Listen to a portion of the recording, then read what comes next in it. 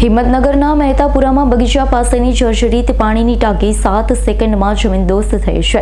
આજે સવારથી દૂર કરવાની કામગીરી હાથ ધરવામાં આવી હતી. 2 લાખ લીટરની પાણી 18 મીટર ઊંચી પાણીની જમીનદોસ્ત કરાઈ છે. હિંમતનગરના મહેતાપુરામાં બગીચા પાસેની જર્જરિત પાણીની ટાંકી 7 સેકન્ડમાં જમીનદોસ્ત થઈ છે. સવારથી દૂર કરવાની કામગીરી હાથ ધરવામાં આવી હતી. 2 લાખ લીટરની પાણી 18 મીટર ઊંચી પાણીની જમીનદોસ્ત કરાઈ છે. પાલિકા દ્વારા પીવાના પાણીની ઓવરહેડ ટાંકી અંદાજે 23 વર્ષ પહેલા બનાવી હતી. બગીચા વિસ્તારના રસ્તાઓ બંધ કરી પોલીસ બંદોબસ્ત ગોઠવવામાં આવ્યો હતો. પાલિકાના વિવિધ વિભાગના વડા, ફાયર વિભાગ અને યુજીવીસીએલ ટીમ તૈનાત કરવામાં આવી હતી.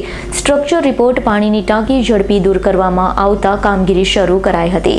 હિંમતનગરના મહેતાપુરામાં બગીચા પાસેની જર્જરિત પાણીની ટાંકી 7 સેકન્ડમાં જમીનદોસ્ત થઈ છે. સવારથી દૂર કરવાની કામગીરી હાથ ધરવામાં આવી હતી. 2 લાખ લીટરની પાણી 18 મીટર ઊંચી પાણીની જમીનદોસ્ત કરાઈ છે.